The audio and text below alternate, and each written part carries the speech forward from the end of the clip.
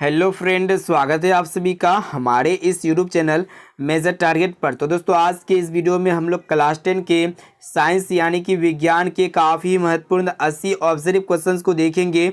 और ये जो 80 ऑब्जेक्टिव प्रश्न है ना, आपके फाइनल मैट्रिक बोर्ड परीक्षा में बहुत सारे प्रश्न जो है ना हूबहू देखने को मिलेंगे, ये मेरा गारंटी है। इस प्रश्न को अच्छी तरह से याद कर लेते हैं ना, तो आपके मैट्रिक बोर्ड परीक्षा में 80 में 80 आएगा, ये मेरा गारंटी है। इसलिए जो है ना एक एक क्वेश्चंस को अच्छी तरह से याद कर लीजिएगा, क्योंकि ये प्रश्न जो है ना आपके फाइनल मैट्रिक बोर्ड परीक्षा में 100% देखने को मिलेगा। तो फ्रेंड, अगर आप भी इस बार मैट्रिक बोर्ड परीक्षा देने वाले हैं ना, तो इस वीडियो को संपूर्ण शुरू से लेकर आखिर तक कंसंट्रेट होके जरूर देखिएगा। तो फ्रेंड, फटाफट से वीडियो को लाइक कर दीजिएगा।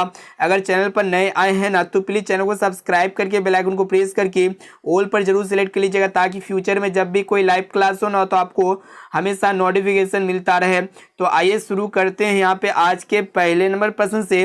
जो देखिएगा, आज का फर्स्ट प्रश्न काफी महत्वपूर्ण है कि किस प्रतिबिंब को पर्दे पर उतारा जा सकता है। ऑप्शन ए में आपका दिया हुआ है वास्तविक प्रतिबिंब को, या फिर काल्पनिक प्रतिबिंब को, या फिर दोनों को। और ऑप्शन डी में आपका दिया हुआ है इनमें से कोई नहीं। तो दोस्तों, वास्तविक प्रतिबिंब को जो है ना पर्दे पर उतारा जा सकता है, और दोस्तों काल्पनिक प्रतिबिंब को पर्दे पर उतारा नहीं जा सकता है। और दोस्तों, वास्तविक प्रतिबिंब जो है ना हमेशा उल्टा होता है, और काल्पनिक प्रतिबिंब जो है ना हमेशा सीधा होता है। इसे आप लोग को याद रखना है।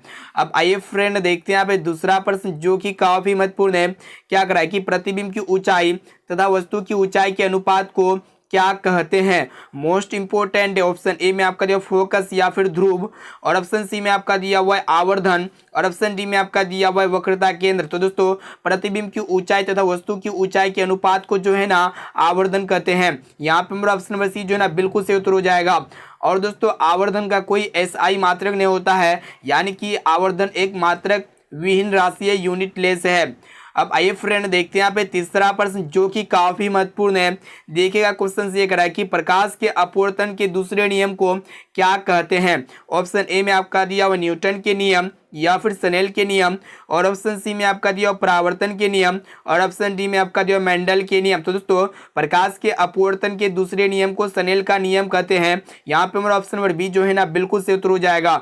और दोस्तों, स्नेल के नियम को जो है ना हम लोग म्यू या एन के द्वारा सूचित करते हैं, और म्यू बराबर जो फॉर्मूला होता है sine I upon sine R होता है। यानी कि आप लोग को याद रखना है कि जो स्नेल का नियम होता है ना sine I upon sine R के अनुपात के बराबर होता है। और दोस्तों, एक प्रश्न ये भी पूछे आते हैं कि प्रकाश के अपवर्तन के कितने नियम होते हैं। तो दोस्तों, प्रकाश के अपवर्तन के जो है ना 2 नियम होते हैं, इसे आप लोग को याद रखना है। अब आइए फ्रेंड, देखते हैं यहाँ पे चौथा प्रश्न, जो कि काफी महत्वपूर्ण है। क्या करा है कि मुंबई हाई क्यों प्रसिद्ध है। ऑप्शन ए में आपका दिया कोयले के लिए, या फिर तेल शोधक कारखाना के लिए, या फिर खनिज तेल के लिए, और ऑप्शन डी में आपका दिया परमाणु शक्ति के लिए। बहुत इंपॉर्टेंट है। तो दोस्तों, मुंबई हाई जो है ना खनिज तेल के लिए जो है ना प्रसिद्ध है। ऑप्शन नंबर सी यहाँ पे हमारा बिल्कुल सही उत्तर हो जाएगा।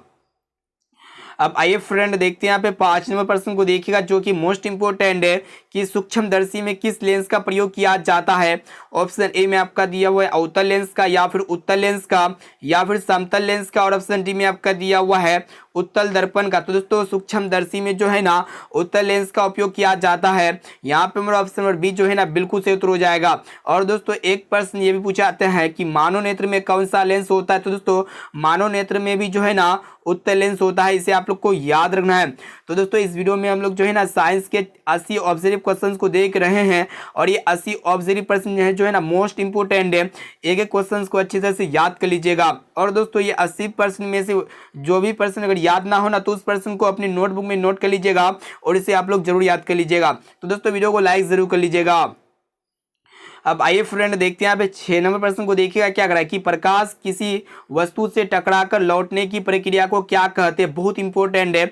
ऑप्शन ए में आपको दिया प्रकाश का परावर्तन, प्रकाश का अपवर्तन, या फिर प्रकाश का परावर्तन, और ऑप्शन सी में आपको दिया प्रकाश का सीधा रेखा में गमन करना, और ऑप्शन डी में आपका दिया प्रकाश का मुड़ना। तो दोस्तों, जब भी कोई प्रकाश किरण किसी वस्तु से टकराने के बाद पुनः उसी माध्यम में लौट जाती है ना, तो उसे हम लोग प्रकाश का परावर्तन कहते हैं। यहाँ पे हमारा ऑप्शन नंबर बी जो है ना बिल्कुल सही उत्तर हो जाएगा। जिस तरह प्रकाश के अपवर्तन के 2 नियम है, उसी प्रकार प्रकाश के परावर्तन की भी जो है ना 2 नियम है, इसे आप लोग को याद रखना है। अब आइए फ्रेंड, देखते हैं यहाँ पे 7 नंबर प्रश्न, जो कि काफी महत्वपूर्ण है। क्या करा है कि आवृत्ति का SI मात्रक क्या होता है। ऑप्शन ए में आपका दिया हर टच या फिर धारा या फिर चुंबकीय क्षेत्र, और ऑप्शन डी में आपका दिया बल। तो दोस्तों आवृत्ति का जो SI मात्रक होता है ना हर टच होता है, और दोस्तों हर टच को जो है ना हम लोग HZ से सूचित करते हैं।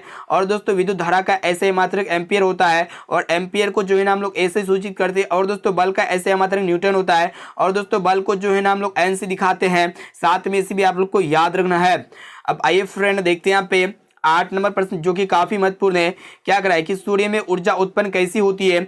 ऑप्शन ए में आपका दिया हुआ आयनन से, या फिर ऑक्सीजन से, या फिर नाभिकीय संलयन से, या फिर नाभिकीय विखंडन से। बहुत ही महत्वपूर्ण है। तो दोस्तों सूर्य में जो ऊर्जा उत्पन्न होती है ना नाभिकीय संलयन से होती है। यहाँ पे हमारा ऑप्शन नंबर सी जो है ना बिल्कुल से उत्तर हो जाएगा। और दोस्तों एक प्रश्न ये पूछे जाते हैं कि सूर्य के प्रकाश से कौन सा विटामिन की प्राप्ति होती है। तो दोस्तों विटामिन डी की प्राप्ति होती है। साथ में इसे भी आप लोग को याद रखना है। अब आइए फ्रेंड देखते हैं यहाँ पे 9 नंबर प्रश्न जो कि काफी महत्वपूर्ण है। क्या करा है कि वायुमंडल में नाइट्रोजन गैस कितना प्रतिशत पाया जाता है।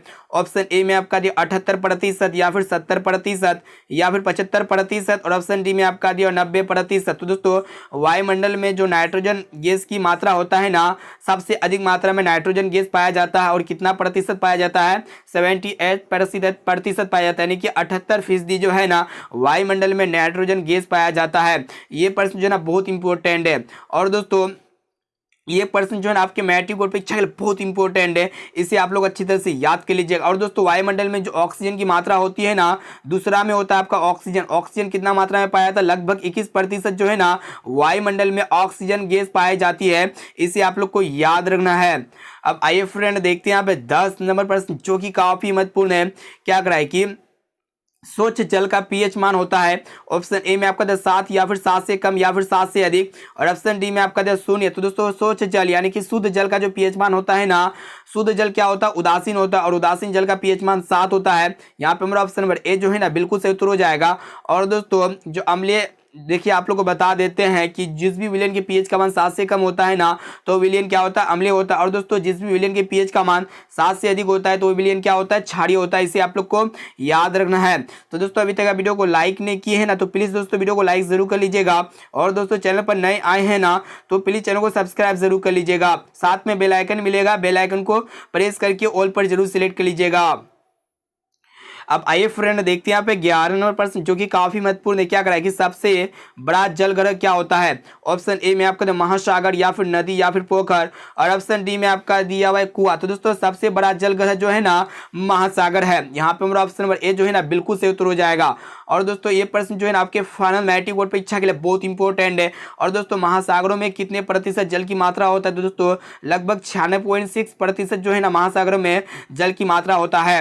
अब आइए फ्रेंड देखते हैं यहाँ पे 12 नंबर प्रश्न को देखिएगा। क्या करा है कि निम्न में से किसका उपयोग फल पकाने में किया जाता है। बहुत ही महत्वपूर्ण है आपके फाइनल मैट्रिक बोर्ड परीक्षा के लिए। ऑप्शन ए में आपका दिया ऑक्सीजन, या फिर एथिलीन, या फिर साइटोकाइनिन, या फिर जिब्रेलिन। तो दोस्तों ऐसे में तो जो है ना पौधे में 5 प्रकार के हार्मोन पाए जाते हैं, ऑक्सीजन, एथिलीन, साइटोकाइनिन, जिब्रेलिन और एक होता है। ठीक है, तो यहाँ पे आप लोग को बता देते हैं जो फल पकाने वाला हार्मोन है ना एथिलीन है। यहाँ पे हमारा ऑप्शन नंबर बी जो है ना बिल्कुल से उत्तर हो जाएगा। अब आइए फ्रेंड देखते हैं यहाँ पे 13 नंबर प्रश्न जो कि काफी महत्वपूर्ण है। क्या करा है कि अनुकुंचन गति किस पौधे में होता है। ऑप्शन ए में आपको मटर के पौधे में, या फिर छुई मुई, या फिर शैवाल, या फिर गुलाब। तो दोस्तों अनुकुंचन गति मतलब कौन ऐसा पौधा जिसको छूने पर जो है ना वो अपने आप मुरझा जाती है। तो दोस्तों छुई मुई के पौधे को अगर आप छुइएगा ना तो उसमें अनुकुंचन गति के कारण वो क्या होगा ऑटोमेटिकली जो है ना मुरझा जाएगा। यहाँ पे मेरा ऑप्शन नंबर बी जो है ना बिल्कुल सही उत्तर हो जाएगा। अब आइए फ्रेंड देखते हैं यहाँ पे 14 नंबर प्रश्न जो कि काफी महत्वपूर्ण है। क्या करा है कि पानी से भरी हुई बाल्टी में रखा हुआ छड़ मुड़ा हुआ प्रतीत होता है किसके कारण। बहुत इंपॉर्टेंट है। ऑप्शन ए में आपको प्रकाश के अपवर्तन के कारण, या फिर प्रकाश के परावर्तन के कारण, या फिर प्रकाश के प्रकीर्णन के कारण, या फिर प्रकाश के विवर्तन के कारण। तो दोस्तों पानी से भरी हुई बाल्टी में जो रखा हुआ छड़ होता है ना, या फिर कोई भी चीज रखा हुआ रहता है ना तो पानी के अंदर, तो वो जो है ना मुड़ा हुआ दिखता है। ये आपका प्रकाश के अपवर्तन के कारण दिखाई देता है। यानी कि यहाँ पे मेरा ऑप्शन नंबर ये जो है ना बिल्कुल से उत्तर हो जाएगा। ये भी प्रश्न जो है ना बहुत इंपॉर्टेंट है। और दोस्तों प्रकाश के अपवर्तन के जो है ना 2 नियम होते हैं, इसे आप लोग को याद रखना है। अब आइए फ्रेंड देखते हैं यहाँ पे 15 नंबर प्रश्न को देखिएगा जो कि काफी महत्वपूर्ण है। क्या करा है कि कौन प्राथमिक ऊर्जा का उदाहरण नहीं है। बहुत इंपॉर्टेंट है। ऑप्शन ए में आपका दिया कोयला या फिर पेट्रोलियम या फिर प्राकृतिक गैस, और ऑप्शन डी में आपका दिया सौर ऊर्जा। तो दोस्तों प्राथमिक ऊर्जा के अंतर्गत क्या क्या आते हैं, कोयला आते हैं, पेट्रोलियम आते हैं और इनके साथ साथ प्राकृतिक गैस आते हैं। लेकिन सौर ऊर्जा जो है ना ये प्राथमिक ऊर्जा के अंतर्गत नहीं आते हैं, यानी कि प्राथमिक ऊर्जा का उदाहरण जो है ना सोलर एनर्जी नहीं, यानी कि सौर ऊर्जा नहीं है। यहाँ पे हमारा ऑप्शन डी जो है ना बिल्कुल सही उत्तर हो जाएगा। तो दोस्तों इस वीडियो में हम लोग साइंस के 40 तो ने 80 ऑब्जर्व क्वेश्चंस को कवर कर रहे हैं और ये 80% में से बहुत सारे प्रश्न जो है ना हूबहू देखने को मिलेगा। और दोस्तों ये 80% में से अगर आपको जो भी प्रश्न अगर याद ना होना तो उस प्रश्न को अपने नोटबुक में नोट कर लीजिएगा और उसे आप लोग जरूर याद कर लीजिएगा। लास्ट में कमेंट करके भी बताना है कि 80% में से पहले से आप लोग को कितना प्रश्न याद था। तो दोस्तों अभी तक आप वीडियो को लाइक नहीं किया है ना तो प्लीज दोस्तों वीडियो को लाइक जरूर कर लीजिएगा। और दोस्तों चैनल पर नए आए हैं ना तो प्लीज चैनल को सब्सक्राइब करके बेल आइकन को प्रेस करके ऑल पर जरूर सिलेक्ट कर लीजिएगा, ताकि फ्यूचर में जब भी कोई लाइव क्लास हो तो आपको हमेशा नोटिफिकेशन मिलता रहे। अब आइए फ्रेंड देखते हैं यहाँ पे 16 नंबर प्रश्न क्या करा है कि पेड़ पौधों की उम्र का पता लगाया जाता है। ऑप्शन ए में आपका दिया इसकी ऊंचाई मापकर या फिर वार्षिक वलयों को गिनकर या फिर शाखाओं की संख्या गिनकर, और ऑप्शन डी में आपका दिया हुआ नहीं निकाला जा सकता है। बहुत ही महत्वपूर्ण है दोस्तों, किसी भी पेड़ पौधे की उम्र का जो पता लगाया जाता है ना वार्षिक वलयों को गिनकर पता लगाया जाता है। यहाँ पे हमारा ऑप्शन नंबर बी जो है ना बिल्कुल से उत्तर हो जाएगा। अब आइए फ्रेंड देखते हैं यहाँ पे 17 नंबर प्रश्न जो कि काफी महत्वपूर्ण है और बहुत बार आपके फाइनल मैट्रिक बोर्ड परीक्षा में पूछा हुआ है। देखिएगा क्वेश्चन ये कराए कि बल का ऐसा ही मात्रक क्या होता है। ऑप्शन ए में आपका देखिए केल्विन या फिर न्यूटन या फिर वोल्ट, और ऑप्शन सी में आपका देखिए कूलम। तो दोस्तों बल का ऐसा ही मात्रक जो है ना न्यूटन होता है, और दोस्तों विद्युत विभवांतर का जो ऐसा ही मात्रक होता है ना वोल्ट होता है, और दोस्तों आवेश का ऐसा मात्रक कूलम होता है। इसे आप लोग को याद रखना है। अब आइए फ्रेंड देखते हैं यहाँ पे 18 नंबर प्रश्न जो कि मोस्ट इंपोर्टेंट है। देखिएगा क्वेश्चन ये कराए कि ओजोन का निर्माण होती है किससे, बहुत इंपोर्टेंट है। ऑप्शन ए में आपका दिया ऑक्सीजन के 2 अणुओं से या फिर ऑक्सीजन के 3 अणुओं से या फिर ऑक्सीजन और परावैंगनिक किरणों से, और ऑप्शन डी में आपका दिया ऑक्सीजन के परमाणुओं से। बहुत इंपॉर्टेंट है। तो सबसे पहले आप लोग को जो है ना ओजोन का फॉर्मूला पता होगा, जो अणुसूत्र होता है O3 होता है। तो ऑक्सीजन का जो निर्माण होता है ना ऑक्सीजन के 3 अणुओं से निर्माण होता है। यहाँ पे मेरा ऑप्शन नंबर बी जो है ना बिल्कुल सही उत्तर हो जाएगा। ये प्रश्न जो है ना आपके फाइनल मैट्रिक बोर्ड परीक्षा के लिए बहुत इंपॉर्टेंट है। अब आइए फ्रेंड देखते हैं यहाँ पे 19 नंबर प्रश्न को। देखिएगा क्या कराए कि डीजल का उपयोग होता है, बहुत इंपॉर्टेंट है। ऑप्शन ए में आपको दिया भारी वाहनों में या फिर रेल इंजनों में या फिर विद्युत उत्पादनों में, और ऑप्शन डी में आपका दिया हुआ ए एवं बी दोनों में। तो दोस्तों आप लोग को बता देते हैं जो डीजल का उपयोग होता है ना भारी वाहनों में भी होता है और रेल इंजनों में भी होता है, यानी कि ये दोनों में होता है। ऑप्शन नंबर डी यहाँ पे हमारा ऑप्शन नंबर डी जो है ना बिल्कुल से उत्तर हो जाएगा, ए एवं बी दोनों। अब आइए फ्रेंड देखते हैं यहाँ पे 20वें प्रश्न को। देखिएगा क्या कराए कि जीवों में वंशानुगत गुणों का निर्धारण किससे होता है, बहुत इंपॉर्टेंट है। ऑप्शन ए में आपको जीन के द्वारा या फिर क्रोमोसोम के द्वारा या फिर डीएनए के द्वारा या फिर इनमें से कोई नहीं। तो दोस्तों जीवों में वंशानुगत गुणों का जो निर्धारण होता है ना जीन के द्वारा होता है। यहाँ पे मेरा ऑप्शन नंबर ए जो है ना बिल्कुल सही उत्तर हो जाएगा।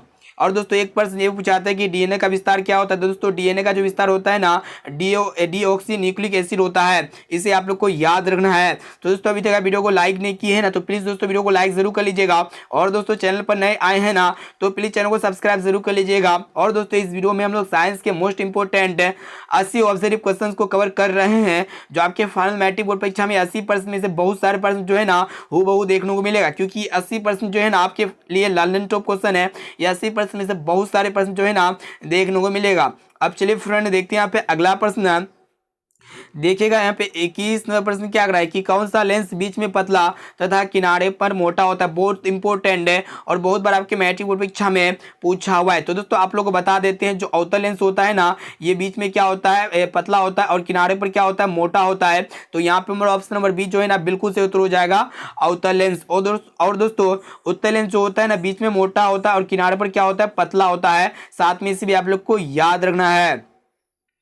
अब आइए फ्रेंड देखते हैं 22वां प्रश्न क्या कराए कि यदि किसी विलयन का पीएच मान 0 हो तो उसका वैल्यू विलयन कैसा होगा, बहुत इंपॉर्टेंट है। ऑप्शन ए में आपको अम्लीय या फिर क्षारीय या फिर उदासीन, और ऑप्शन डी में आपका दिया इनमें से कोई नहीं। ये भी प्रश्न जो है ना आपके फाइनल मैट्रिक बोर्ड परीक्षा के लिए काफी महत्वपूर्ण है। तो दोस्तों जिस भी विलयन के पीएच का मान 7 से कम और 0 और 7 के बीच होता है ना तो विलयन क्या होता है, वो विलयन जो है ना अम्लीय होता है। यहाँ पे हमारा ऑप्शन नंबर ए जो है ना बिल्कुल से उत्तर हो जाएगा।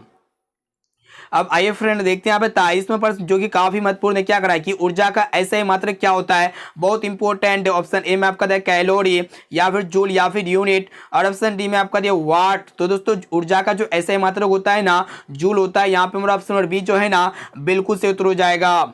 अब आइए फ्रेंड देखते हैं यहाँ पे 24वें प्रश्न को। देखिएगा क्या करा है कि घेगा किस समुदाय का प्राणी है, बहुत इंपॉर्टेंट है। ऑप्शन ए में आपको दिया मोलस्का या फिर एनिलिडा या फिर एकाइनोडर्माटा या फिर ऑप्शन डी में आपका दिया इनमें से कोई नहीं। तो दोस्तों घेगा जो है ना ये मोलस्का समुदाय का प्राणी है। ऑप्शन नंबर ए जो है ना यहाँ पे हमारा बिल्कुल से उत्तर हो जाएगा। अब आइए फ्रेंड देखते हैं यहाँ पे 25वें प्रश्न को। देखिएगा क्या करा है कि अंगूर में कौन सा अम्ल पाया जाता है, बहुत इंपॉर्टेंट है। ऑप्शन ए में आपको दिया टार्ट्रिक अम्ल या फिर ऑक्जेलिक अम्ल या फिर सिट्रिक अम्ल, ऑप्शन डी में आपका दिया हुआ है फॉर्मिक अम्ल। ये प्रश्न आपके मैट्रिक और परीक्षा के लिए बहुत इंपॉर्टेंट है। तो दोस्तों आप लोग को बता देते हैं कि अंगूर में जो है ना टार्ट्रिक अम्ल पाया जाता है। और दोस्तों टार्ट्रिक अम्ल किस में पाया जाता है, और दोस्तों इमली में भी जो है ना टार्ट्रिक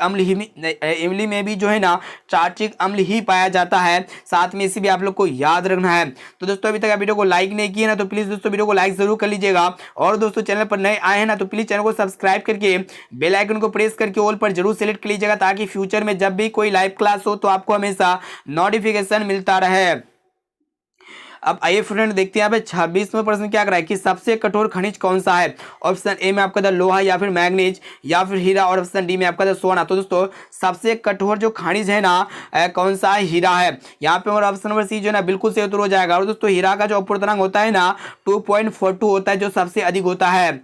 अब आइए फ्रेंड देखते हैं यहाँ पे 27वां प्रश्न जो कि काफी महत्वपूर्ण है। क्या करा है कि इनमें से कौन ऑक्सीजन का वाहक है। ऑप्शन ए में आपका दिया हिपैरिन या फिर प्रोथोमिबिन या फिर हीमोग्लोबिन, और ऑप्शन डी में आपका दिया इनमें से कोई नहीं। तो दोस्तों ऑक्सीजन का जो वाहक है ना हीमोग्लोबिन है। यहाँ पे हमारा ऑप्शन नंबर सी जो है ना बिल्कुल से उत्तर हो जाएगा।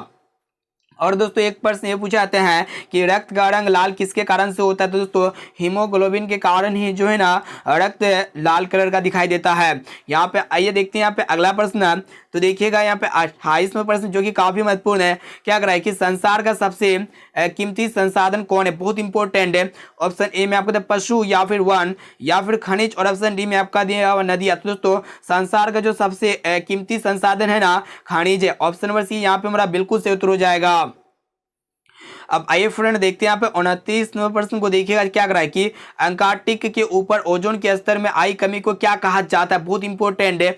ऑप्शन ए में आपका दिया CFC यानी कि क्लोरोफ्लोरोकार्बन या फिर एरोसोल या फिर ओजोन छिद्र या फिर इनमें से कोई नहीं। तो दोस्तों अंटार्कटिक के ऊपर ओजोन के स्तर पर जो आई कमी को हम लोग क्या कहते हैं, ओजोन छिद्र कहते हैं। यहाँ पे हमारा ऑप्शन नंबर सी जो है ना बिल्कुल से उत्तर हो जाएगा। अब आइए फ्रेंड देखते हैं यहाँ पे 30वां प्रश्न जो कि काफी महत्वपूर्ण है। देखिएगा क्वेश्चन से है कि लंबाई बढ़ने से चालक तार का प्रतिरोध पर क्या असर पड़ता है, बहुत इंपॉर्टेंट है। ऑप्शन ए में आपको बढ़ता है या फिर घटता है या फिर अपरिवर्तित रहता है, और ऑप्शन डी में आपका दिया हुआ इनमें से कोई नहीं। तो दोस्तों लंबाई बढ़ने पर चालक तार का प्रतिरोध जो है ना बढ़ता है। यहाँ पे हमारा ऑप्शन नंबर ए जो है ना बिल्कुल से उत्तर हो जाएगा। और दोस्तों प्रतिरोध का जो ऐसे मात्रक होता है ना ओम होता है। साथ में इसे भी आप लोग को याद रखना है, प्रतिरोध का ऐसे मात्रक क्या होता है, ओम होता है। ठीक है तो दोस्तों अभी तक आप वीडियो को लाइक नहीं किए ना तो प्लीज दोस्तों वीडियो को लाइक जरूर कर लीजिएगा। और दोस्तों चैनल पर नए आए हैं ना तो प्लीज चैनल को सब्सक्राइब करके बेल आइकन को प्रेस करके ऑल पर जरूर सेलेक्ट कर लीजिएगा, ताकि फ्यूचर में जब भी कोई लाइव क्लास हो तो आपको हमेशा नोटिफिकेशन मिलता रहे। अब चलिए फ्रेंड देखते हैं यहाँ पे अगला प्रश्न। तो देखिएगा यहाँ पे 31 नंबर प्रश्न क्या करा है कि पीएच स्केल पर 14 क्या प्रदर्शित करता है, बहुत इंपॉर्टेंट है। ऑप्शन ए में आपका दिया अधिक अम्लीय हो या फिर उदासीन हो या फिर अधिक क्षारीयता, और ऑप्शन डी में आपका दिया कम क्षारीयता हो। तो दोस्तों पीएच स्केल में जो है ना 0 से 14 तक अंक अंकित रहता है, और 14 जो है ना प्रदर्शित क्या करता है कि विलेन जो है ना अधिक क्षारीय है। यहाँ पे हमारा ऑप्शन नंबर सी जो है ना बिल्कुल से उत्तर हो जाएगा। अब आइए फ्रेंड देखते हैं यहाँ पे 32वां प्रश्न जो कि काफी महत्वपूर्ण है। क्या करा है कि देखिएगा क्वेश्चन की आभूषण बनाने वाला सोना है। ऑप्शन ए में आपका 24 कैरेट का या फिर 22 कैरेट का या फिर 20 कैरेट का या फिर 23 कैरेट का। तो दोस्तों आभूषण बनाने वाला सोना जो होता है ना वो शुद्ध सोना नहीं होता है। ठीक है आभूषण बनाने वाला सोना क्या होता है, कठोर सोना होता है, और ये कठोर सोना जो है ना 22 कैरेट का होता है। यहाँ पे हमारा ऑप्शन नंबर बी जो है ना बिल्कुल से उत्तर हो जाएगा। ये प्रश्न जो है बहुत इंपॉर्टेंट है। और दोस्तों शुद्ध सोना जिससे आभूषण नहीं बनाया जा सकता है वो जो है ना आपका 24 कैरेट का होता है। ठीक है अब चलिए फ्रेंड देखते हैं यहाँ पे 33 नंबर प्रश्न को देखिएगा, जो कि काफी महत्वपूर्ण है। क्या कह रहा है कि लाल गुलाब हरे प्रकाश में कैसा दिखाई देता है, बहुत इंपॉर्टेंट है। ऑप्शन ए में आपका लाल या फिर हरा या फिर काला, और ऑप्शन डी में आपका दिया पीला। तो दोस्तों लाल गुलाब हरे प्रकाश में जो है ना काला दिखाई देता है। यहाँ पे मेरा ऑप्शन नंबर सी जो है ना बिल्कुल से उत्तर हो जाएगा। अब आइए फ्रेंड देखते हैं यहाँ पे 34 नंबर प्रश्न को देखिएगा, जो कि काफी महत्वपूर्ण है कि डेनमार्क को कहा जाता है, बहुत इंपॉर्टेंट है। देखिएगा ऑप्शन ए में आपका दिया उद्योगों का देश या फिर खनिजों का देश या फिर पवन चक्कियों का देश या फिर जल विद्युत का देश। तो दोस्तों डेनमार्क को जो है ना पवन चक्कियों का देश कहा जाता है। यहाँ पे हमारा ऑप्शन नंबर सी जो है ना बिल्कुल से उत्तर हो जाएगा। और दोस्तों ये प्रश्न जो है ना उल्टा करके पूछा जा सकता है कि पवनों का देश किसे कहा जाता है। तो दोस्तों डेनमार्क को कहा जाता है। साथ में से भी आप लोग को याद रखना है। अब आइए फ्रेंड देखते हैं यहाँ पे 35 नंबर प्रश्न को देखिएगा, क्या कर रहा है कि सफेद क्रांति का संबंध किससे है। ऑप्शन ए में आपको कागज से या फिर कपास से या फिर चीनी से या फिर दूध से, बहुत इंपॉर्टेंट है। तो दोस्तों सफेद क्रांति का संबंध जो है ना किससे है, बता देते हैं। जो सफेद क्रांति होता है ना, सफेद क्रांति का जो संबंध होता है ये आपका जो है ना किससे होता है, वही आप लोग को बताना है। ऑप्शन ए में आपका था कागज से, कपास से या फिर चीनी से, और ऑप्शन डी में आपका था दूध से। तो दोस्तों सफेद क्रांति का जो संबंध होता है ना दूध से होता है। यहाँ पे हमारा ऑप्शन नंबर डी जो है ना बिल्कुल से उत्तर हो जाएगा। तो दोस्तों अभी तक वीडियो को लाइक नहीं किया ना तो प्लीज़ दोस्तों वीडियो को लाइक जरूर कर लीजिएगा। और दोस्तों चैनल पर नए आए हैं ना तो प्लीज़ चैनल को सब्सक्राइब कर लीजिएगा और बेल आइकन को प्रेस करके ऑल पर जरूर सेलेक्ट कर लीजिएगा, ताकि फ्यूचर में जब भी कोई लाइव क्लास हो तो आपको हमेशा नोटिफिकेशन मिलता रहे। अब आइए फ्रेंड देखते हैं यहाँ पे 36 नंबर प्रश्न क्या कर रहा है कि बिजली की स्त्री में किस धातु का प्रयोग किया जाता है, बहुत इंपॉर्टेंट है। ऑप्शन ए में आपका था लोहा का या फिर तांबा का या फिर टंगस्टन का या फिर नाइक्रोम का। तो दोस्तों बिजली की स्त्री में जो है ना ये हीटिंग एलिमेंट होता है, और इसमें जो है ना जितने भी हीटिंग एलिमेंट होता है उसमें जो है ना नाइक्रोम का प्रयोग किया जाता है। यहाँ पे हमारा ऑप्शन नंबर डी जो है ना बिल्कुल से उत्तर हो जाएगा। ये प्रश्न जो है ना बहुत इंपॉर्टेंट है। और दोस्तों नाइक्रोम जो है ना, नाइक्रोम में कौन कौन सा तत्व होता है, निकेल होता है और क्या होता है, क्रोमियम होता है। ठीक है, निकेल और क्रोमियम, इसे आप लोग को याद रखना है। अब आइए फ्रेंड देखते हैं यहाँ पे 37 नंबर प्रश्न क्या कर रहा है कि किस शोषण में अधिक ऊर्जा मुक्त होता है, बहुत इंपॉर्टेंट है। ऑप्शन ए में आपको ऑक्सी शोषण में या फिर अनोक्सी शोषण में या फिर किण्वन में, और ऑप्शन डी में आपका जो सभी में। तो दोस्तों आप लोग को बता देते हैं ये ऑक्सी शोषण जो होता है ना शोषण की उपस्थिति में संपन्न होती है, और ऑक्सी शोषण में जो है ना अधिक मात्रा में ऊर्जा मुक्त होती है। यहाँ पे मेरा ऑप्शन नंबर ए जो है ना बिल्कुल से उत्तर हो जाएगा। ये भी प्रश्न जो है आपके फाइनल मैट्रिक बोर्ड परीक्षा के लिए बहुत इंपॉर्टेंट है। अब आइए फ्रेंड देखते हैं यहाँ पे 38 नंबर प्रश्न क्या कर रहा है कि 1 ग्राम सोना से लगभग कितना लंबा तार खींचा जा सकता है, बहुत इंपॉर्टेंट है। ऑप्शन ए में आपको 1 किलोमीटर या फिर 2 किलोमीटर या फिर 3 किलोमीटर या फिर 4 किलोमीटर। तो दोस्तों 1 ग्राम सोना से लगभग जो है ना 2 किलोमीटर लंबा तार खींचा जा सकता है। यहाँ पे मेरा ऑप्शन बी जो है ना बिल्कुल से उत्तर हो जाएगा। और दोस्तों सोना जो है ना सबसे अधिक तन्य होता है। अब आइए फ्रेंड देखते हैं यहाँ पे 39 नंबर प्रश्न क्या कर रहा है कि चुंबकीय क्षेत्र का मान कहाँ अधिक होता है। ऑप्शन ए में आपका ध्रुवों पर या फिर मध्य में या फिर दोनों जगह, और ऑप्शन डी में आपका इनमें से कोई नहीं। तो दोस्तों चुंबकीय क्षेत्र का मान जो है ना पोल यानी कि पोल्स पे सबसे अधिक होता है, ध्रुवों पर सबसे अधिक होता है। यहाँ पे हमारा ऑप्शन नंबर ए जो है ना बिल्कुल से उत्तर हो जाएगा। और दोस्तों चुंबक में कितने ध्रुव होते हैं, 2 ध्रुव होते हैं, नॉर्थ पोल और साउथ पोल यानी कि दक्षिणी ध्रुव और उत्तरी ध्रुव, इसे आप लोग को याद रखना है। अब आइए फ्रेंड देखते हैं यहाँ पे 40 नंबर प्रश्न जो कि काफी महत्वपूर्ण है। क्या कर रहा है कि दूर बिंदु और निकट बिंदु के बीच की दूरी को क्या कहा जाता है, बहुत इंपॉर्टेंट है, काफी महत्वपूर्ण है। तो दोस्तों ऑप्शन ए में आपका दिया हुआ दृष्टि परास या फिर दृष्टि दोष या फिर दूरी, और ऑप्शन डी में आपका दिया हुआ निकट दृष्टि दोष। तो दोस्तों दूर बिंदु और निकट बिंदु के बीच की दूरी को जो है ना दृष्टि परास कहा जाता है। यानी कि यहाँ पे हमारा ऑप्शन नंबर ए बी जो है ना बिल्कुल से उत्तर हो जाएगा। यहाँ पे ऑप्शन नंबर ए में जो है ना बिल्कुल ऑप्शन नंबर ए में क्या दिया हुआ है, दृष्टि परास दिया हुआ है। ठीक है, ऑप्शन नंबर ए जो है ना बिल्कुल से उत्तर हो जाएगा। प्रश्न जो है ना बहुत इंपॉर्टेंट है आपके फाइनल मैट्रिक बोर्ड परीक्षा के लिए। ठीक है, तो दोस्तों इस वीडियो में हम लोग जो है ना साइंस के 80 मोस्ट इंपॉर्टेंट ऑब्जर्व क्वेश्चन को देख रहे हैं, जो आपके फाइनल मैट्रिक बोर्ड परीक्षा में ये 80 प्रश्न में से बहुत सारे प्रश्न जो है ना हूबहू देखने को मिलेगा, क्योंकि टॉपर लोग जो बनते हैं ना इसी तरह के प्रश्न यानी कि यही 80 प्रश्न पढ़ के जाते हैं और अपने बोर्ड परीक्षा में 80 में 80 ला के दिखाते हैं। ठीक है, इसलिए जो है ना एक एक क्वेश्चन को अच्छी तरह से याद कर लीजिएगा। तो दोस्तों अभी तक वीडियो को लाइक नहीं किया ना तो प्लीज दोस्तों वीडियो को लाइक जरूर कर लीजिएगा।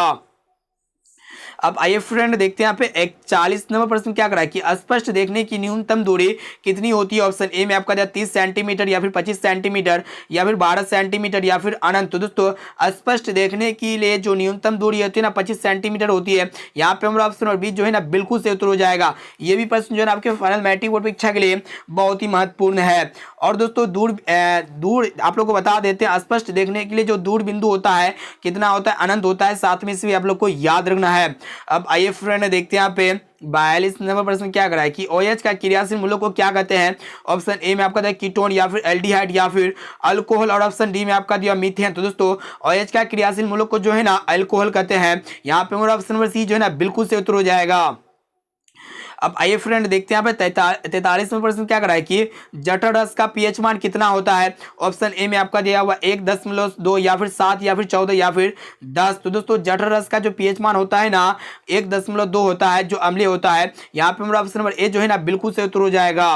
अब आइए फ्रेंड देखते हैं यहाँ पे 44वें प्रश्न को देखिएगा जो कि काफी महत्वपूर्ण है कि विभवांतर का एसआई मात्रक क्या होता है। ऑप्शन ए में आपका दिया ओम या फिर कुलम्ब या फिर वोल्ट और ऑप्शन डी में आपका दिया जूल। तो दोस्तों विभवांतर का जो एसआई मात्रक होता है ना वोल्ट होता है। यहाँ पे हमारा ऑप्शन नंबर सी जो है ना बिल्कुल से उत्तर हो जाएगा। और दोस्तों ऊर्जा का एसआई मात्रक जूल होता है। अब आइए फ्रेंड देखते हैं यहाँ पे 45वें प्रश्न को देखिएगा जो कि मोस्ट इंपोर्टेंट है। क्या करा है कि लैक्टिक अम्ल किसमें पाया जाता है, बहुत इंपॉर्टेंट है। ऑप्शन ए में आपको दही में या फिर इमली में या फिर सिरका में या फिर टमाटर में। तो दोस्तों लैक्टिक अम्ल जो है ना दही में पाया जाता है। यहाँ पे हमारा ऑप्शन नंबर ए जो है ना बिल्कुल से उत्तर हो जाएगा। तो दोस्तों अभी तक वीडियो को लाइक नहीं किया ना तो प्लीज दोस्तों वीडियो को लाइक जरूर कर लीजिएगा। अब आइए फ्रेंड देखते हैं यहाँ पे 46वां प्रश्न क्या करा है कि रतौंधी किस विटामिन के कारण से होता है। ऑप्शन ए में आपको तो विटामिन ए या फिर विटामिन सी या फिर विटामिन डी या फिर विटामिन ए। तो दोस्तों रतौंधी जो है ना ये विटामिन ए के कमी के कारण होता है। यहाँ पे हमारा ऑप्शन नंबर ए जो है ना बिल्कुल सही उत्तर हो जाएगा। और दोस्तों विटामिन सी की कमी के कारण जो है ना स्कर्वी रोग होता है। साथ में इसे भी आप लोग को याद रखना है। और दोस्तों विटामिन डी जो है ना किस में पाया जाता है, सूर्य के प्रकाश में विटामिन डी पाया जाता है। ठीक है। अब आइए फ्रेंड देखते हैं 47वें प्रश्न को देखिएगा जो कि काफी महत्वपूर्ण है कि धारा मापने वाले यंत्र को कहा जाता है, बहुत इंपॉर्टेंट है। ऑप्शन ए में आपको अमीटर या फिर वोल्ट मीटर या फिर एम्पियर और ऑप्शन डी में आपका दिया ओम। तो दोस्तों जिस डिवाइस से धारा इलेक्ट्रिक करंट को मापा जाता है ना उसे हम लोग क्या कहते हैं, अमीटर कहते हैं। यहाँ पे हमारा ऑप्शन नंबर ए जो है ना बिल्कुल से उत्तर हो जाएगा। और दोस्तों जिस डिवाइस से जो है ना वोल्ट मापा जाता है, विभवांतर मापने वाले यंत्र को हम लोग क्या कहते हैं, वोल्ट मीटर कहते हैं। इसे आप लोग को याद रखना है। अब आइए फ्रेंड देखते हैं यहाँ पे 48वें प्रश्न जो कि काफी महत्वपूर्ण है कि अम्लीय वर्षा का पीएच मान कितना होता है। ऑप्शन ए में आपका 7 या 8 या फिर 6.5 या फिर 5.6 से कम। तो दोस्तों अम्लीय वर्षा का जो पीएच मान होता है ना 5.6 से कम होता है। यहाँ पे मेरा ऑप्शन डी जो है ना बिल्कुल से उत्तर हो जाएगा। अब देखिए यहाँ पे अगला प्रश्न जो कि काफी महत्वपूर्ण है कि मेंडल ने अपने प्रयोगों के लिए कितने विकल्पी लक्षणों का अध्ययन किया, बहुत इंपॉर्टेंट है। ऑप्शन ए में आपका दिया 3 या फिर 7 या फिर 5 या फिर 6, काफी महत्वपूर्ण है। तो दोस्तों अध्ययन मेंडल ने अपने प्रयोगों के लिए जो है ना 7 विकल्पी लक्षणों का अध्ययन किया। यहाँ पे मेरा ऑप्शन बी जो है ना बिल्कुल से उत्तर हो जाएगा। ये भी प्रश्न जो है ना बहुत इंपॉर्टेंट है। अब आइए फ्रेंड देखते हैं यहाँ पे 50 नंबर प्रश्न क्या करा है कि चंद्रमा पर खड़े अंतरिक्ष यात्री को आकाश कैसा दिखाई देता है। ऑप्शन ए में आपका दिया हुआ नीला या फिर लाल या फिर हरा और ऑप्शन डी में आपका दिया हुआ काला। तो दोस्तों चंद्रमा पर खड़े अंतरिक्ष यात्री को आकाश जो है ना काला दिखाई देता है। यहाँ पे हमारा ऑप्शन नंबर डी जो है ना बिल्कुल से उत्तर हो जाएगा। अगर आप आकाश को जो है ना पृथ्वी से देखेगा तो आपको कैसा दिखेगा, नीला दिखेगा। काला इसलिए दिखता है चंद्रमा पर क्योंकि वहां पे चंद्रमा पर वायुमंडल कुछ नहीं है, ना तो हवा है ना तो कुछ भी नहीं है, ठीक है, धूलकण भी नहीं है। तो इसीलिए जो है ना वहां पे कैसा दिखता है चंद्रमा पर आकाश खड़े अंतरिक्ष यात्री को तो दोस्तों काला दिखता है। दोस्तों अभी तक वीडियो को लाइक नहीं किया ना तो प्लीज दोस्तों वीडियो को लाइक जरूर कर लीजिएगा। और दोस्तों चैनल पर नए आए हैं ना तो प्लीज चैनल को सब्सक्राइब करके बेल आइकन को प्रेस करके ऑल पर जरूर सेलेक्ट कर लीजिएगा ताकि फ्यूचर में जब भी कोई लाइव क्लास हो तो आपको हमेशा नोटिफिकेशन मिलता रहे। देखिए यहाँ पे 51 नंबर प्रश्न क्या करा है कि बिजली की घंटी किस सिद्धांत पर कार्य करता है। ऑप्शन ए में आपका दिया उसमें प्रभाव से या फिर रासायनिक प्रभाव से या फिर चुंबकीय प्रभाव से और ऑप्शन डी में आपका दिया हुआ है इनमें से कोई नहीं। तो दोस्तों बिजली की घंटी जो है ना ये चुंबकीय प्रभाव से कार्य करता है। ऑप्शन नंबर सी यहाँ पे हमारा बिल्कुल से उत्तर हो जाएगा। ये भी प्रश्न जो है ना आपके फाइनल मैट्रिक परीक्षा के लिए बहुत इंपॉर्टेंट है। देखिए यहाँ पे अगला प्रश्न क्या करा है कि कौन सा धातु स्वतंत्र अवस्था में पाया जाता है। ऑप्शन ए में आपको चांदी, लोहा या फिर सोना, और ऑप्शन डी में आपका दिया तांबा। तो दोस्तों आप लोगों को बता देते हैं सोना ये जो है ना फ्री स्टेट में पाया जाता है। यहाँ पे हमारा ऑप्शन नंबर सी जो है ना बिल्कुल सही उत्तर हो जाएगा। ये जो है ना सोना कभी भी संक्षारित नहीं होती है ऑक्सीजन के संपर्क में आने पर। इनके अलावा लोहा हो गया, तांबा हो गया और आपका चांदी हो गया, ये क्या होता है संक्षारित हो जाती है, ठीक है, ऑक्सीजन और नमी पाने से, ठीक है। देखिए यहाँ पे 53 नंबर प्रश्न क्या करा है कि माँ की रुधिर से किसे पोषण मिलता है। बहुत इंपॉर्टेंट है। ऑप्शन ए में आपको दे भ्रूण को, या फिर गर्भाशय को, या फिर गिरवा को, और ऑप्शन डी में आपका दे शुक्राणु का। तो दोस्तों माँ के रुधिर से जो है ना भ्रूण को पोषण मिलता है। ऑप्शन नंबर ए जो है ना बिल्कुल सही उत्तर हो जाएगा, ठीक है। ये प्रश्न जो है ना बहुत इंपॉर्टेंट है। अब आइए फ्रेंड देखते हैं यहाँ पे 54 नंबर प्रश्न क्या करा है कि दर्पण सूत्र क्या होता है। तो दोस्तों दर्पण सूत्र जो होता है ना 1/v प्लस 1/u बराबर 1/f होता है, ठीक है। इसे आप लोग को याद रखना है। यहाँ पे जो है ना v जो होगा ना प्रतिबिंब दूरी हो जाएगा, u वस्तु दूरी हो जाएगा, और f जो है ना फोकस दूरी हो जाएगा। इसे आप लोग को याद रखना है। ये आपका दर्पण सूत्र होता है। और दोस्तों लेंस सूत्र जो होता है ना 1/v माइनस 1/u बराबर क्या होता है 1/f होता है, ठीक है। लेंस के सूत्र में जो है ना यहाँ पे ऋणात्मक होता है, और दर्पण के सूत्र में जो है ना यहाँ पे प्लस होता है, यानी कि पॉजिटिव होता है। इसे आप लोग को याद रखना है। तो यहाँ पे हमारा ऑप्शन नंबर ए जो है ना बिल्कुल सही उत्तर हो जाएगा। 1/v प्लस 1/u बराबर 1/f, यानी कि 1/1 जो है ना एक v का मतलब क्या होता है, v का मतलब जो है ना प्रतिबिंब दूरी होता है, और प्लस u का मतलब क्या होता है वस्तु दूरी होता है, और f का मतलब फोकस दूरी होता है, ठीक है। इसे आप लोग को याद रखना है। अब आइए फ्रेंड देखते हैं 55 नंबर प्रश्न क्या करा है कि रॉकेट में ईंधन के रूप में किसका प्रयोग किया जाता है। बहुत इंपॉर्टेंट है। ऑप्शन ए में आपका हाइड्रोजन के, या फिर पेट्रोल का, या फिर मीथेन का, और ऑप्शन डी में आपका डीजल का। तो दोस्तों रॉकेट में ईंधन के रूप में जो है ना किसका प्रयोग किया जाता है। तो दोस्तों रॉकेट में ईंधन के रूप में जो है ना हाइड्रोजन गैस का प्रयोग किया जाता है। यहाँ पे और ऑप्शन नंबर ए जो है ना बिल्कुल सही उत्तर हो जाएगा। तो दोस्तों इस वीडियो में हम लोग जो है ना साइंस के काफी महत्वपूर्ण 80 मोस्ट इंपोर्टेंट वस्तुनिष्ठ ऑब्जेक्टिव क्वेश्चंस को देख रहे हैं, जो आपके फाइनल मैट्रिक बोर्ड परीक्षा में 80% में से बहुत सारे प्रश्न जो है ना हूबहू देखने को मिलेगा, ये मेरा गारंटी है। और दोस्तों ये 80% में से अगर आपको जो भी प्रश्न अगर याद ना हो ना तो उस प्रश्न को अपने नोटबुक में नोट कर लीजिएगा, और उसे आप लोग जरूर याद कर लीजिएगा। और लास्ट में कमेंट करके भी बता देना है कि 80% में से पहले से आप लोग को कितना प्रश्न याद था। देखिए यहाँ पे अगला प्रश्न क्या करा है कि पौधों में टैनिन कहाँ संचित रहता है। ऑप्शन ए में आपको दे पत्ती में, या फिर छाल में, या फिर जड़ में, और ऑप्शन डी में आपका दे फूल में। तो दोस्तों पौधों में जो टैनिन संचित रहता है ना छालों में रहता है। यहाँ पे हमारा ऑप्शन नंबर बी जो है ना बिल्कुल सही उत्तर हो जाएगा। ये प्रश्न जो है ना बहुत इंपॉर्टेंट आपके मैट्रिक परीक्षा के लिए। अब चलिए फ्रेंड देखते हैं यहाँ पे नेक्स्ट प्रश्न क्या करा है कि विशिष्ट प्रतिरोध का ऐसे ही मात्रक क्या होता है। बहुत इंपॉर्टेंट है। ऑप्शन ए में आपको दे ओम, या फिर ओम मीटर, या फिर एम्पियर, और ऑप्शन डी में आपका दे वोल्ट। तो दोस्तों आप लोगों को पता होगा ये जो प्रतिरोध का ऐसा मतलब क्या होता है ओम होता है, लेकिन यहाँ पे विशिष्ट प्रतिरोध है ना, या फिर प्रतिरोधकता का ऐसा मतलब क्या होता है ओम मीटर होता है, या फिर विशिष्ट प्रतिरोध का ऐसा मतलब क्या होता है ओम मीटर होता है। यहाँ पे हमारा ऑप्शन नंबर बी जो है ना बिल्कुल सही उत्तर हो जाएगा। देखिए यहाँ पे नेक्स्ट प्रश्न जो कि काफी महत्वपूर्ण है कि आवर्त सारणी के प्रथम वर्ग के सदस्य है। ऑप्शन ए में आपको अम्लीय धातु, या फिर क्षारीय धातु, या फिर अक्रिय धातु, और ऑप्शन डी में आपका मिश्र धातु। तो दोस्तों आवर्त सारणी के जो प्रथम वर्ग के सदस्य होते हैं ना क्षारीय धातु होते हैं। यहाँ पे हमारा ऑप्शन नंबर बी जो है ना बिल्कुल सही उत्तर हो जाएगा। अब चलिए फ्रेंड देखते हैं यहाँ पे नेक्स्ट प्रश्न क्या करा है कि पादप को खाने वाले जीव को क्या कहते हैं। बहुत इंपॉर्टेंट है। ऑप्शन ए में आपका शाकाहारी, या फिर मांसाहारी, या फिर सर्वाहारी, और ऑप्शन डी में आपका इनमें से सभी। तो दोस्तों आप लोग को बता देते हैं जो जीव जंतु साग सब्जियों पर निर्भर रहता है, जो जीव जंतु जो है ना पादप खाता है तो उसे हम लोग क्या कहते हैं शाकाहारी कहते हैं। और दोस्तों जो जीव जंतु सिर्फ मांस खाता है तो उसे हम लोग क्या कहते हैं मांसाहारी कहते हैं, ठीक है। मांसाहारी आपका जैसे में क्या हो गया बाघ हो गया ना, ये बाघ क्या होता है मांसाहारी होते हैं। और सर्वाहारी आपका जो जीव जंतु सब चीज पर निर्भर रहता है, ठीक है, मतलब शाकाहारी भी खाता है, मांसाहारी भी खाता है, और सब कुछ खाता है, उसको हम लोग क्या कहेंगे सर्वाहारी कहेंगे। जैसे कि आपका क्या हो गया मनुष्य हो गया, ठीक है, मनुष्य हो गया, उसके बाद तलचट्टा हो गया, ये सब क्या होता है सर्वाहारी के उदाहरण होते हैं। तो यहाँ पे पादप खाने वाले जीव को हम लोग क्या कहेंगे शाकाहारी कहेंगे। यहाँ पे हमारा ऑप्शन नंबर ए जो है ना बिल्कुल सही उत्तर हो जाएगा। देखिए यहाँ पे नेक्स्ट प्रश्न क्या कराए कि अस्थायी चुंबक किसका बना होता है। ऑप्शन ए में आपको लोहा का, या फिर नरम लोहा का, या फिर चांदी का, या फिर इस्पात का। तो दोस्तों अस्थायी चुंबक जो है ना ये इस्पात यानी कि स्टील का बना होता है। यहाँ पे हमारा ऑप्शन नंबर डी जो है ना बिल्कुल सही उत्तर हो जाएगा।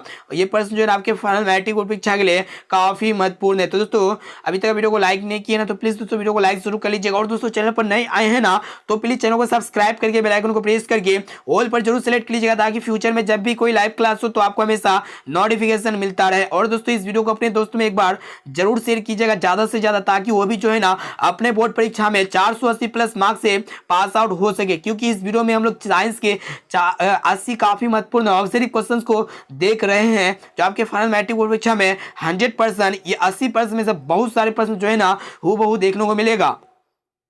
देखिए यहाँ पे अगला प्रश्न क्या करा है कि आवर्त सारणी में कितने आवर्त है। ऑप्शन ए में आपको 7 या फिर 9 या फिर 8 या फिर 12। तो दोस्तों आवर्त सारणी में जो आवर्त की संख्या होता है ना 7 होता है। और दोस्तों आवर्त सारणी में कितने वर्ग होते हैं, 18 वर्ग होते हैं। 7 में इसे भी आप लोग को याद रखना है। अब आइए फ्रेंड देखते हैं यहाँ पे 62 में प्रश्न क्या करा है कि किस यंत्र की सहायता से रक्तदाब मापा जाता है, यानी कि ब्लड प्रेशर जो है ना किस यंत्र की सहायता से मापा जाता है। बहुत इंपॉर्टेंट। ऑप्शन ए में आपको बैरोमीटर से या फिर मैनोमीटर से या फिर स्पाइगनोमैनोमीटर से, और ऑप्शन डी में आपका दिया हुआ है इनमें से कोई नहीं। तो दोस्तों आप लोग को बता देते हैं जिस डिवाइस से रक्तदाब यानी कि ब्लड प्रेशर को मापा जाता है उसे हम लोग स्पाइगनोमैनोमीटर कहते हैं। यहाँ पे हमारा ऑप्शन नंबर सी जो है ना बिल्कुल सही उत्तर हो जाएगा।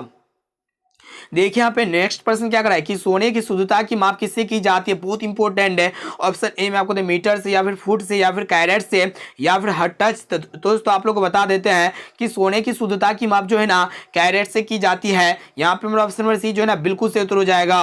अब देखिए यहाँ पे नेक्स्ट प्रश्न जो कि काफी महत्वपूर्ण है कि मेंडल ने अपने प्रयोगों के लिए किस पौधे का चयन किया। ऑप्शन ए में आपका साधारण मटर का या फिर गुलाब का या फिर गेहूं का, और ऑप्शन डी में आपका दिया चना का। तो दोस्तों मेंडल ने अपने प्रयोगों के लिए जो है ना साधारण मटर का चयन किया। यहाँ पे हमारा ऑप्शन नंबर ए जो है ना बिल्कुल सही उत्तर हो जाएगा। और दोस्तों एक प्रश्न ये पूछा जाते हैं कि अनुवांशिकी का पिता किसे कहा जाता है। तो दोस्तों ग्रेगर जॉन मेंडल को जो है ना अनुवांशिकी का पिता कहा जाता है। ग्रेगर जॉन मेंडल को, इसे आप लोग को याद रखना। ये प्रश्न जो है ना बहुत इंपॉर्टेंट है आपके मैट्रिक बोर्ड परीक्षा के लिए। एक क्वेश्चन को अच्छी तरह से याद कर लीजिएगा।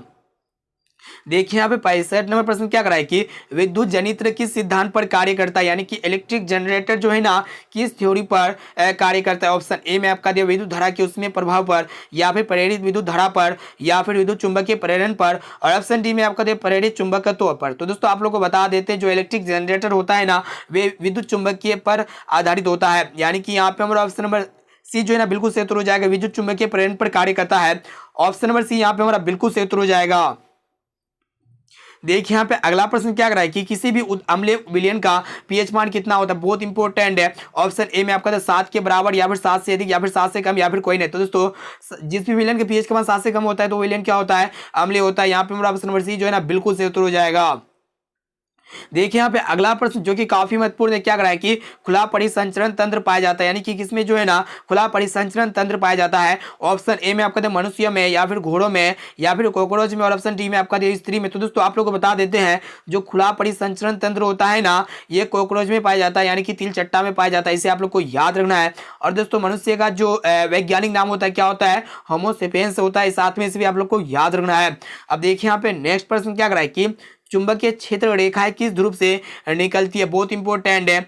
ऑप्शन ए में आपका दिया हुआ उत्तरी ध्रुव से या फिर दक्षिणी ध्रुव से या फिर दोनों से, और ऑप्शन डी में आपका दिया इनमें से कोई नहीं। तो दोस्तों आप लोगों को बता देते हैं जो चुंबकीय क्षेत्र रेखा जो है ना एन ध्रुव से निकलती है और एस ध्रुव पर समाप्त होती है। ठीक है, तो यहाँ पे जो है ना उत्तरी ध्रुव से निकलता है। तो चुंबकीय क्षेत्र रेखा किस ध्रुव से निकलता है, उत्तरी ध्रुव से। यहाँ पे हमारा ऑप्शन नंबर ए जो है ना बिल्कुल से उत्तर हो जाएगा।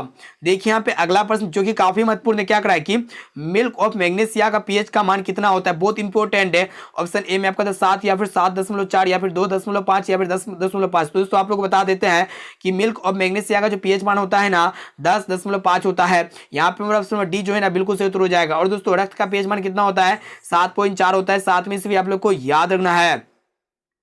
देखिए यहाँ पे अगला प्रश्न क्या करा है कि लाल रक्त कण, देखिए क्वेश्चन ये करा है कि लाल रक्त कणिकाओं को लाल कौन बनाता है, यानी कि जो आरबीसी होता है रेड ब्लड सेल्स होता है इसको जो है ना लाल कौन बनाता है। ऑप्शन ए में आपका जो तांबा के यौगिक या फिर लोहे के यौगिक या फिर लवण के यौगिक, और ऑप्शन डी में आपका दिया हुआ है चांदी के यौगिक। तो दोस्तों आरबीसी को जो लाल बनाता है ना लोहा के यौगिक बनाता है। यहाँ पे मेरा ऑप्शन बी जो है ना बिल्कुल सही उत्तर हो जाएगा। तो दोस्तों अभी तक वीडियो को लाइक नहीं किए ना तो प्लीज दोस्तों वीडियो को लाइक जरूर कर लीजिएगा। और दोस्तों चैनल पर नए आए हैं ना तो प्लीज चैनल को सब्सक्राइब जरूर कर लीजिएगा। इसी वीडियो के नीचे में जो है ना रेड कलर का सब्सक्राइब का बटन मिल जाएगा। उस रेड कलर के सब्सक्राइब को बटन को प्रेस करके जो है ना ऑल पर जरूर सेलेक्ट कर लीजिएगा, ठीक है। बेल आइकन को प्रेस करके ऑल पर जरूर सेलेक्ट कर लीजिएगा। चलिए फ्रेंड देखते हैं यहाँ पे 71 नंबर प्रश्न जो कि काफी महत्वपूर्ण है। क्या करा है कि पारिस्थितिक तंत्र में ऊर्जा का प्रवाह होता है। ऑप्शन ए में आपका एक दिशीय या फिर द्विदिशीय या फिर बहुदिशीय, और ऑप्शन डी में आपका जो किसी भी दिशा में। बहुत इंपॉर्टेंट है दोस्तों, पारिस्थितिक तंत्र में जो ऊर्जा का प्रवाह होता है ना एक दिशीय होता है। यहाँ पे मेरा ऑप्शन नंबर ए जो है ना बिल्कुल से उत्तर हो जाएगा। देखिए यहाँ पे अगला प्रश्न क्या कर रहा है कि नींबू के रस का पीएच मान लगभग कितना होता है। बहुत इंपॉर्टेंट है। ऑप्शन ए में आपका 10 या फिर 2.2 या फिर 12 या फिर 14। दोस्तों नींबू के रस का जो पीएच का मान होता है ना 2.2 होता है। यहाँ पे मेरा ऑप्शन नंबर बी जो है ना बिल्कुल से उत्तर हो जाएगा। अब चलिए फ्रेंड देखते हैं यहाँ पे 43 नंबर प्रश्न क्या कर रहा है कि धातु के ऑक्साइड कैसे होते हैं। बहुत इंपॉर्टेंट है। ऑप्शन ए में आपका अम्लीय या फिर क्षारीय या फिर लवणीय या फिर जलीय। तो दोस्तों धातु के ऑक्साइड जो है ना क्षारीय होते हैं। यहाँ पे मेरा ऑप्शन नंबर बी जो है ना बिल्कुल से उत्तर हो जाएगा। और दोस्तों अधातु के ऑक्साइड कैसे होते हैं, अम्लीय होते हैं। इसे आप लोग को याद रखना है। अब आइए फ्रेंड देखते हैं यहाँ पे 74 नंबर प्रश्न जो कि काफी महत्वपूर्ण है। क्या कराएगा कि इनमें से कौन ऑक्सीजन का वाहक है। ऑप्शन ए में आपका दिया हुआ है हेपेरिन या फिर प्रोथोम्बिन या फिर हीमोग्लोबिन, और ऑप्शन डी में आपका दिया इनमें से कोई नहीं। तो दोस्तों ऑक्सीजन का जो वाहक है ना हीमोग्लोबिन है। यहाँ पे हमारा ऑप्शन नंबर सी जो है ना ऑप्शन नंबर सी यहाँ पे हमारा बिल्कुल से उत्तर हो जाएगा। चलिए फ्रेंड देखते हैं यहाँ पे 75 नंबर प्रश्न जो कि काफी महत्वपूर्ण है। क्वेश्चन से एक रहा है कि पवन चक्की को चलाने के लिए हवा का चाल कम से कम कितनी होना चाहिए। ऑप्शन ए में आपका दिया 15 किलोमीटर पर आवर या फिर 1.5 किलोमीटर पर आवर या फिर 10 किलोमीटर पर आवर, और ऑप्शन डी में आपका दिया 150 किलोमीटर पर आवर। तो दोस्तों पवन चक्की को चलाने के लिए जो है ना हवा का चाल न्यूनतम कितना होना चाहिए, 15 किलोमीटर पर आवर होना चाहिए। यहाँ पे मेरा ऑप्शन नंबर ए जो है ना बिल्कुल से उत्तर हो जाएगा। और दोस्तों पवनों का देश किसे कहा जाता है, तो दोस्तों डेनमार्क को कहा जाता है। तो दोस्तों इस वीडियो में हम लोग जो है ना साइंस के 80 ऑब्जर्व क्वेश्चंस को देख रहे हैं, और ये 80% में से बहुत सारे प्रश्न जो है ना हूबहू देखने को मिलेगा। और दोस्तों 80% में से अगर आपको जो ही प्रश्न याद ना होना तो उस प्रश्न को अपने नोटबुक में नोट कर लीजिएगा और उसे जरूर याद कर लीजिएगा, क्योंकि 80% बहुत इंपॉर्टेंट है। दोस्तों प्लीज वीडियो को लाइक जरूर कर लीजिएगा। अब चलिए फ्रेंड देखते हैं यहाँ पे 76 नंबर प्रश्न क्या कराए कि क्वेश्चन ये कराए कि पीएच स्केल पर कितनी संख्याएं अंकित होती है। ऑप्शन ए में आपका 0 से 14 या फिर 1 से 14 या फिर 14 से 0 या फिर 1 से 10। तो दोस्तों पीएच स्केल में जो है ना 0 से 14 संख्या अंकित रहती है। इसे आप लोग को याद रखना है। यानी कि यहाँ पे हमारा ऑप्शन नंबर ए जो है ना बिल्कुल से उत्तर हो जाएगा। देखिए यहाँ पे अगला प्रश्न क्या कर रहा है कि कौन सा रक्त समूह सबसे रक्त ले सकता है। बहुत इंपॉर्टेंट है। ऑप्शन ए में आपका दिया ए ग्रुप या फिर बी ग्रुप या फिर ए बी ग्रुप या फिर ओ ग्रुप। तो दोस्तों आप लोग को बता देते हैं जो ए बी ग्रुप होता है ना ये जो है ना ए बी ग्रुप क्या होता है, ये सबसे रक्त जो है ना ले सकता है। बहुत इंपॉर्टेंट है। अब आइए फ्रेंड देखते हैं यहाँ पे 78 नंबर प्रश्न क्या कर रहा है कि चुंबक के कितने ध्रुव होते हैं। बहुत इंपॉर्टेंट है। ऑप्शन ए में आपका 2 या फिर 3 या फिर 4 या फिर 5। तो दोस्तों चुंबक के जो है ना 2 ध्रुव होते हैं, दक्षिणी ध्रुव और उत्तरी ध्रुव। ऑप्शन नंबर ए जो है ना बिल्कुल से उत्तर हो जाएगा।